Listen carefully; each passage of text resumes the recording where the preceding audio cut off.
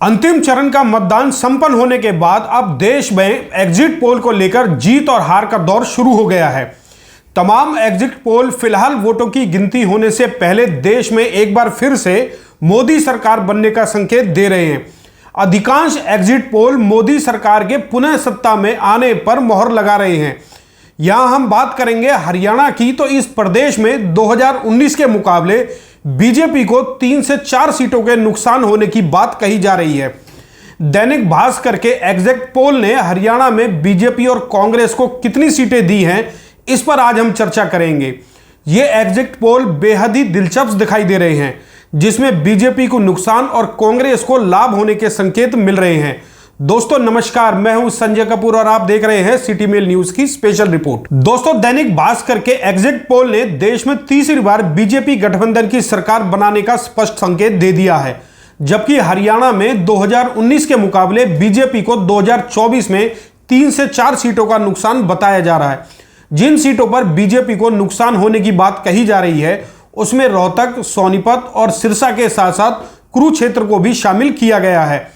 हालांकि दैनिक भास्कर ने कुरुक्षेत्र की सीट पर भी बीजेपी को प्लस बताया है, लेकिन कुछ अन्य एग्जिट पोल इस सीट को आम आदमी के हिस्से में जाने का संकेत दे रहे हैं। वहीं बात करें फरीदाबाद की, तो इस सीट पर बीजेपी के कृष्णपाल गुर्जर और कांग्रेस के महेंद्र प्रताप सिंह के बीच कांटे की टक्कर बताई जा रही है। फरीदाबाद में सीधे तौर पर कहें तो मोदी और पूर्व मंत्री महेंद्र प्रताप सिंह के बीच मुकाबला हुआ है, यानी कि राज्य की गुरुग्राम सीट को छोड़कर बाकी सीटों पर प्रत्याशियों के बीच कम और प्रधानमंत्री मोदी के साथ सीधा मुकाबला हुआ है। अगर हम इस तरह से कहें कि हरियाणा में 9 सीटों पर बीजेपी ने मोदी के चेहरे पर ही चुनाव लड़ा है, तो यह ज्यादा सही रहेगा। ठीक इसी तरह से करनाल में भी पूर्व सीएम मनोहर लाल का अच्छा खासा विरोध था, लेकिन जब पीएम मोदी के चेहरे की आई तो बीजेपी को प्लस माना जाने लगा है।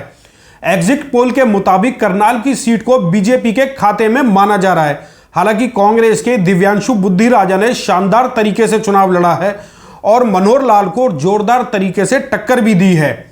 एक खास बात और भी है कि करनाल से विधानसभा का चुनाव लड़ रहे हरियाणा के सीएम नायब सिंह सैनी की जीत भी तय मानी जा रही है। वहीं अब बात सोनीपत और रोहतक की, जहां से बीजेपी के मोहनलाल बड़ौली को अपनी ही पार्टी ने विश्वासघात का सामना करना पड़ा है। इस सीट पर खुद मोहनलाल बड़ौली ने एक तरह से विश्वासघात की खबरों को स्वीकार करते हुए लगभग अपनी हार मान ली है। सोनीपत से कांग्रेस उम्मीदवार सतपाल ब्रह्मचारी की जीत पर एग्जिट पोल मोहर लगा रहे हैं। सोनीपत से बीजेपी के एक विधायक के पति का ऑडियो वायरल हुआ है, जिसमें वो कांग्रेस प्रत्याशी ब्रह्मचारी को जिताने की अपील कर रहे हैं। जबकि रोहतक में एग्जिट पोल के अनुसार कांग्रेस के दीपेंद्र सिंह हुड्डा को जीता हुआ मान लिया गया है।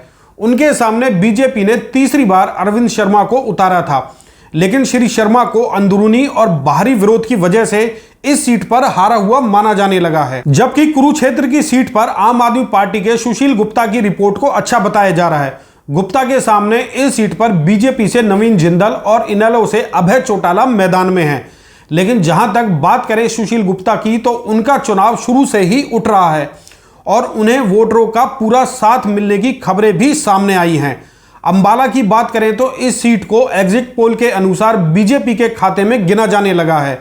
इस सीट पर कांग्रेस के वरुण चौधरी और बीजेपी की बंतो कटारी के बीच सीधा मुकाबला रहा है, लेकिन अंबाला में भी मोदी फैक्टर का लाभ कहीं ना कहीं बीजेपी को उत्साहित किए हुए है। वहीं हिसार में बीजेपी के रणजीत सिंह चौटाला की सीट पर बीजेपी के लिए फायदे का सौदा बना हुआ है। कांग्रेस उम्मीदवार जेपी को इस सीट पर किसान और जाट समुदाय के विरोध का लाभ नहीं मिला। अब बात करें सिरसा की, तो इस सीट पर कुमारी शैलजा को सीधे तौर पर लाभ मिल रहा है। एग्जिट पोल के अनुसार कुमारी शैलजा की बीजेपी के अशोक तंवर पर बढ़त दिखाई दे रही है। इस सबके बीच भिवानी महेंद्रगढ़ की सीट पर भी कांग्रेस के रावदान सिंह और बीजेपी की धर्मवीर सिंह के बीच मुकाबले की बात कही जा रही है, परंतु इस सीट पर एग्जिट पोल धर्मवीर सिंह को फायदे में बता रहे हैं। कहा जा रहा है कि धर्मवीर सिंह को सीधे तौर पर मोदी के नाम का साथ मिल रहा है, जिससे उनका चुनाव लास्ट के दिनों में चढ़ने लगा। और हो सकता है कि वो यहां से तीसरी बार बाजी मार ले जाएं। अब बात गुरुग्राम सीट की, जहां पर कांग्रेस ने फिल्म अभिनेता राज बब्बर को मैदान में उतारकर बीजेपी के राव इंद्रजीत सिंह के लिए मुश्किलें पैदा कर दी हैं। लेकिन यहां बात करें एग्जिट पोल के परिणामों की, तो ये सीट बीजेपी के खाते में जा चुकी है। हालांकि राज बब्बर ने इस सीट पर चुनाव को कांटे के मुकाबले में तब्दील कर दिया था, लेकिन गुरुग्राम में राव इंद्रजीत सिंह अपने दम पर इस सीट को मोदी की झोली में डालने के लिए तैयार हैं। हो सकता है कि इस सीट पर जीत का मार्जिन कुछ कम रह जाए, मगर एग्जिट पोल के नतीजों के मुताबिक राव इंद्रजीत सिंह ने अपने चेहरे पर चुनाव लड़ा है और जीतने की पूरी तैयारी भी कर ली है। इस तरह से बीजेपी को 2019 के मुकाबले हरियाणा में 6 सीटें मिलने का अनुमान जताया जा रहा है, जबकि कांग्रेस गठबंधन को 4 सीटों पर बढ़त हासिल हो रही है। हो सकता है कि इसमें एक आध सीट पर प्लस या माइनस भी हो सकता है, लेकिन यह आने वाले 4 जून को स्पष्ट हो जाएगा कि हरियाणा में किसको जीत और किसको हार मिलने जा रही है।